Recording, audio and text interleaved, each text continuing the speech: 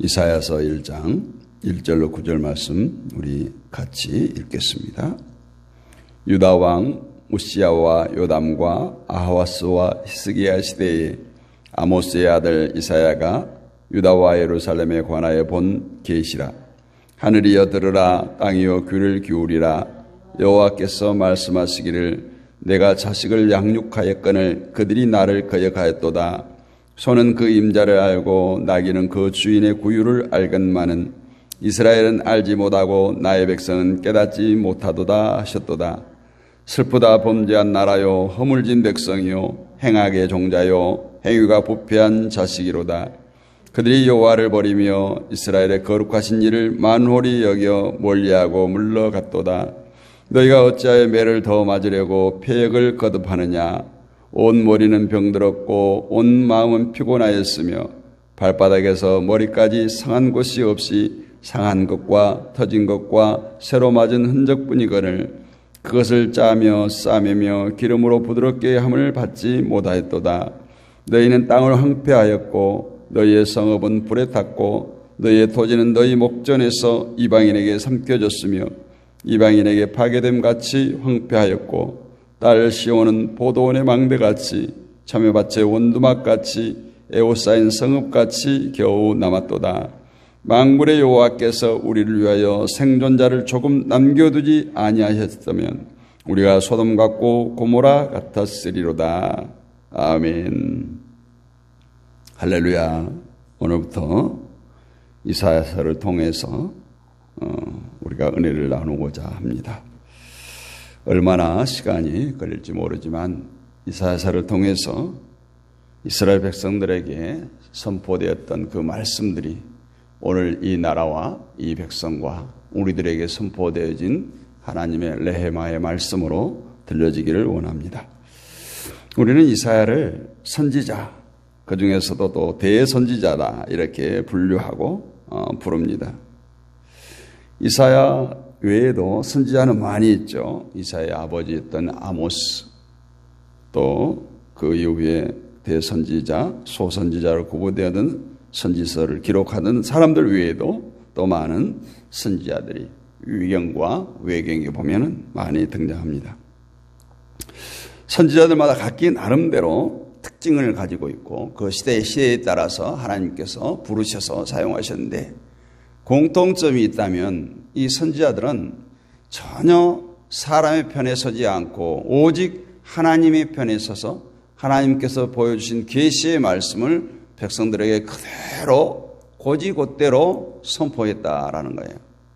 그래서 어떤 선지자는 하나님의 말씀을 그대로 선포함으로 인해서 죽임을 당하기도 하고 어떤 선지자는 그 말씀을 그대로 전했더니 다윗이 회개함과 같이 그런 놀라운 역사를 우리는 성경을 통해서도 봅니다.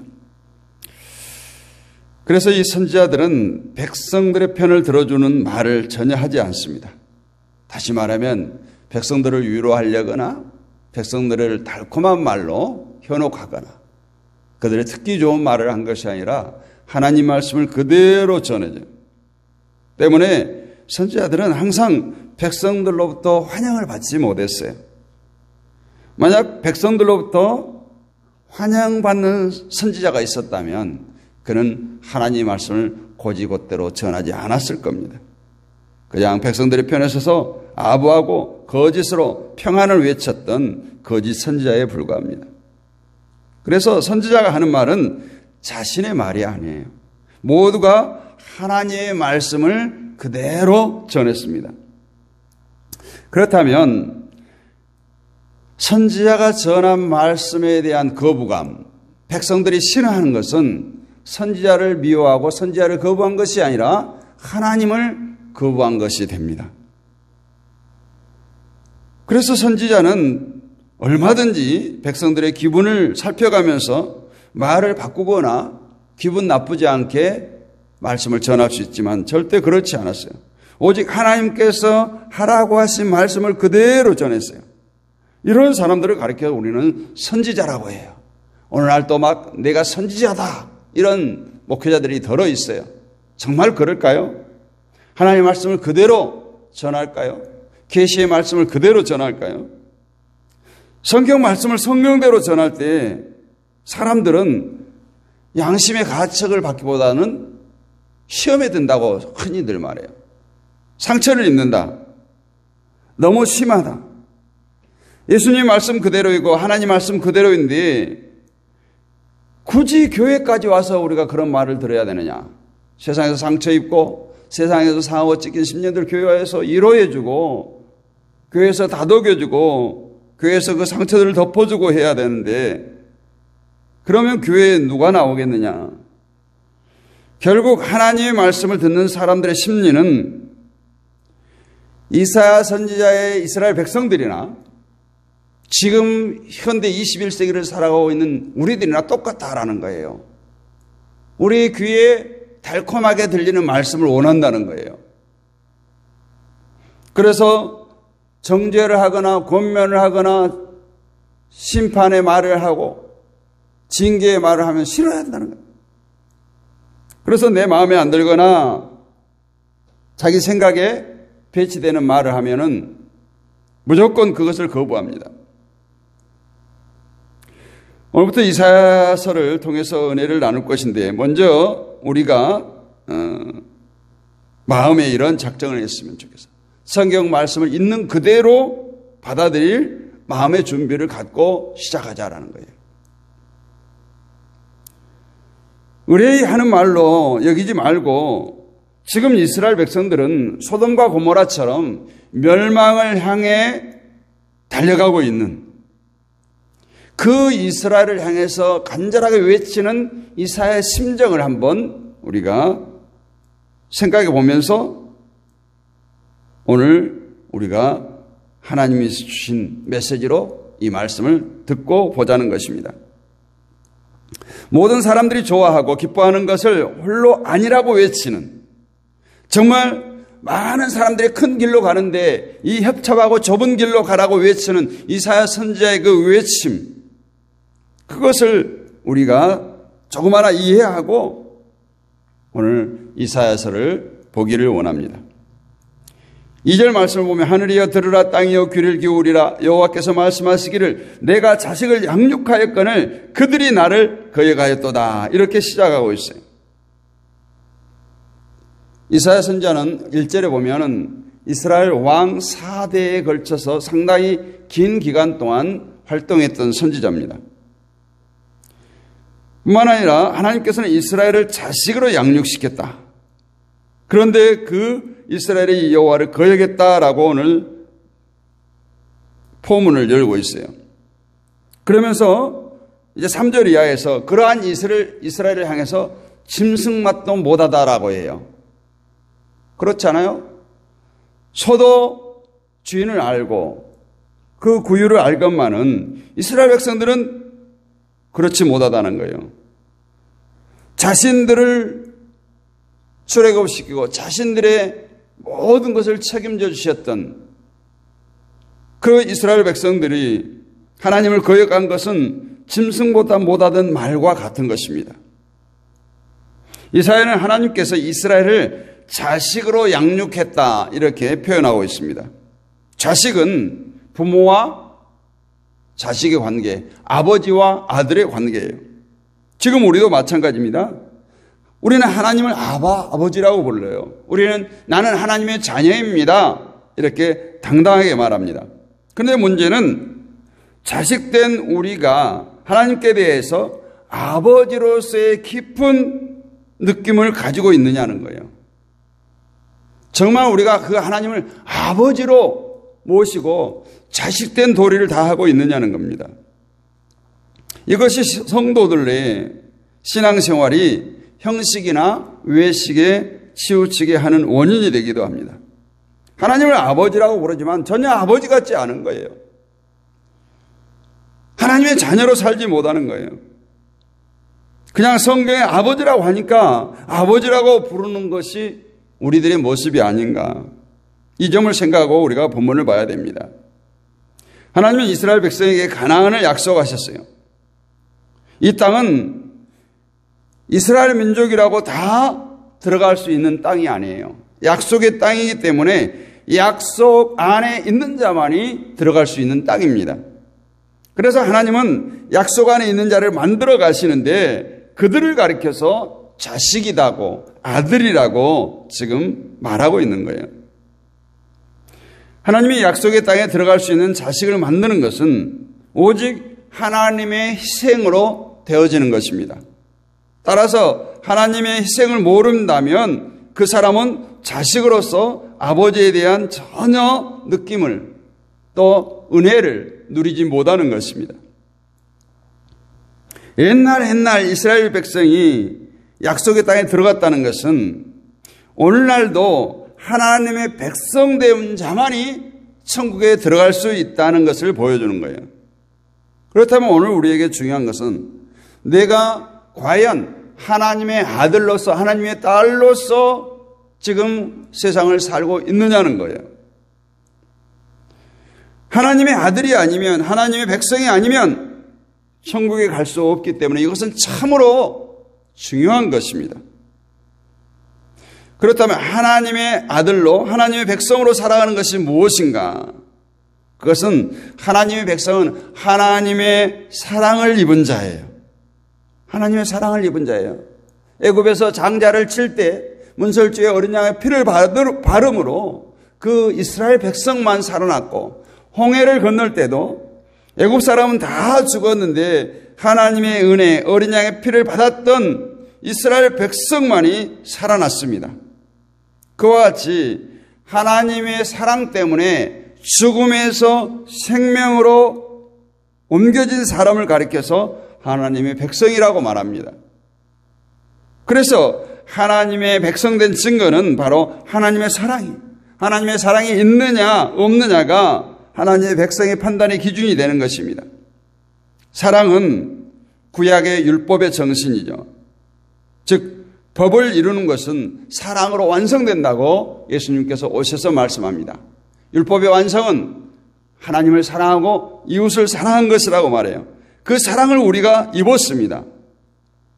10절 말씀을 보면 너희 소돔과 넌들아 여호와의 말씀을 들을지어다 너희 고모라 백성아 우리 하나님의 법에 귀를 기울일지어다.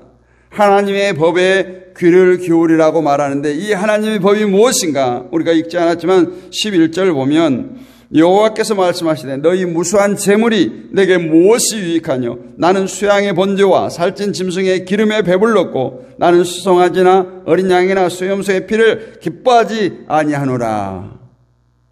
여기서 하나님에게 말씀하신 것은 제사, 재물 이것들이 아니라는 거예요. 오늘날로 말하면 예배나 11조나 주일 성수나 봉사 이런 것이 아니라는 거예요. 하나님의 법은 오직 16절 말씀에 나오는데 너희는 스스로 씻으며 스스로 깨끗하게 하여 내 목전에서 너희 악업을 버리며 악행을 그치고 선을 배우며 공의를 구하며 학대받는 자를 도와주며 고아를 위하여 신원하며 과부를 위하여 변호하라. 이것이 율법 시대에 이미 선포되었던 이사야 선지자를 통해서 선포되었던 말씀이에요. 이것이 하나님의 법이고 하나님의 약속이라는 것입니다. 이 말씀은 너희가 무엇을 지키느냐가 아니라 너희가 어떤 인간이 되느냐, 어떤 사람이 되느냐를 보시는 것입니다. 이스라엘 백성이 홍해에서 살아났던 이유가 무엇입니까? 그들이 잘나 있었습니까? 아니에요. 오직 하나님의 긍휼, 하나님의 이스라엘 백성을 불쌍히 여기셔서 이스라엘 백성들을 홍해에서 건져주셨어요. 이 이스라엘이 하나님의 사랑을 안다는 증거는 다른 사람에게 사랑을 증거하는 거예요. 그것이 뭡니까? 학대받는 자를 도와주고 고아를 위해서 신원하고 과부를 위해서 변호하라는 거예요. 그래서 하나님은 이스라엘 백성에게 이러한 법을 남기셔서 그들이 하나님의 사랑 안에 거할 수 있도록 하나님의 사랑을 누릴 수 있도록 하나님의 사랑을 전할 수 있도록 이스라엘 속에 고아와 과부와 나그네가 있도록 하시고 늘 하나님께서는 나그네와 고아와 과부를 선대하라고 말씀하시고 예수님께서도 이 땅에 오셔서 세상에서 소외된 자들을 위해서 살라고 말씀하십니다. 그런데 이스라엘은 그 사랑을 무시했어요. 이것이 바로 하나님의 약속을 지키지 않는 것입니다. 하나님의 사랑이 없이 제사를 드리고 제물을 바치니까 그것이 다 형식으로 그치게 되는 것이고 12절의 말씀대로 성전의 뜰만 받고 지나가는 아무런 하나님과 관계없는 결과가 되었다는 거예요. 우리도 마찬가지 아니겠습니까? 하나님에 대한 사랑, 하나님에 대한 감사와 간격 없이 드리는 예배, 그냥 형식적으로 그냥 왔다 갔다 하는 그런 예배는 성전 뜰만 받고 가는 이스라엘 백성들과 다름이 없다라는 거예요. 하나님의 백성은 하나님의 사랑을 입은 자입니다. 그 사랑은 하나님께서 우리에게 베푸신 긍휼이에요. 그 사랑을 입었다면 그 사랑을 나눠줘야 됩니다. 사랑을 나눠주는 자가 곧 하나님의 사랑을 입은 자요, 하나님을 사랑하는 자입니다. 하나님의 사랑은 예수님을 죽이시고 우리를 살리신 사랑이에요. 결국 아들 된 자는 영원토록 예수 그리스도의 보혈을 증거하고 그 피에 감사하고 살아가는 사람입니다. 이런 아들 된 자, 이런 하나님 백성에게 사랑이 나눠진다면 그것은 어떤 사랑이겠습니까? 단지 어려운 자를 물질로 돕는 그런 사랑이 아니겠죠. 어려운 자를 물질로 돕는 것은 불교나 타 종교, 세상의 NGO 단체들도 얼마든지 할 수 있어요. 하나님의 아들 된 자가 보여주는 사랑은 그리스도의 피를 전하고 그리스도의 피를 가르쳐서 이웃을 하나님의 사랑 안에 거하게 하는 것입니다. 이것이 곧 생명이기 때문에 내가 얻은 생명을 많은 사람들에게 전하는 것이기 때문에. 그런데 이스라엘은 이런 사랑을 무시했어요. 자식으로서 하나님을 버린 자가 되었다고 말합니다. 결국 그 땅이 황무하고 파괴되고 징계를 받게 된 것입니다. 땅이 황무해진 이유는 이스라엘이 하나님의 아들로 하나님의 백성으로 살지 않았기 때문입니다. 오늘날 황무함은 사랑이 없는 모습을 말합니다. 즉 지금 교회가 잘 되는 것이 복이 아니다라는 거예요.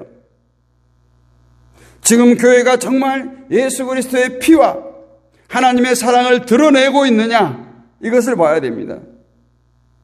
우리 개개인이 하나님의 백성으로 살아갈 때 그 교회가 든든하게 세워져 갈 수 있습니다. 그 교회가 건강한 교회가 될 수 있습니다. 오늘 이스라엘 백성들이 여호와를 버렸다는 것은 하나님께서 우리를 불쌍히 여기신 그 긍휼의 사랑을 무시하고 사는 것을 말하는 것입니다. 오늘 우리 교회들이 하나님의 사랑으로 건강하게 세워져 가기를 원합니다. 우리 그리스도인들이 하나님의 사랑으로 정말 감사와 감격이 넘치는 예배가 회복되기를 원합니다. 오직 예수 그리스도의 피를 보여주고 그 사랑을 이웃에게 나타나기 위해서 정말 하나님의 백성으로 살아가는 저와 여러분이 되시기를 원합니다. 이것이 바로 약속 안에 있는 참된 성도요 교회의 모습인 줄로 믿습니다. 옛날 옛적에 빛이 몇 년 전에 이런 것이 아니에요. 오늘 이사야 선지자의 외침은 바로 저와 여러분에게 주시는 하나님의 레마의 음성으로 받기를 원합니다. 그래서 매일매일 우리의 삶 속에 정말 하나님의 뜻, 하나님의 사랑을 외치고 그 사랑을 덧입고 살기 위해서 발버둥치는 저와 여러분이 되시기를 주님의 이름으로 축복합니다. 걸어가신 아버지 하나님 은혜를 감사합니다. 또 이사야 선지자를 통해서 주신 말씀을 이 새벽에도 묵상했습니다.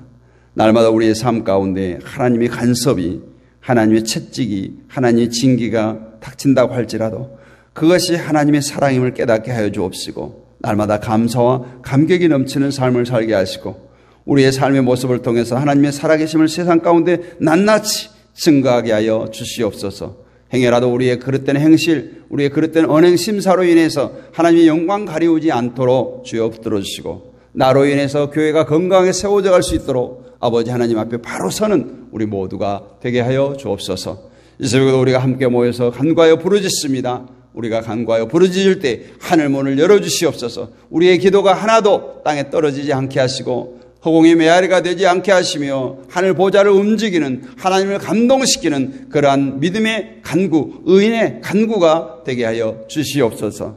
아버지 하나님, 새벽을 깨우는 주의 백성들 찾아가 주시옵소서. 아버지 하나님, 새벽에 내가 너희를 도우리라고 하셨습니다.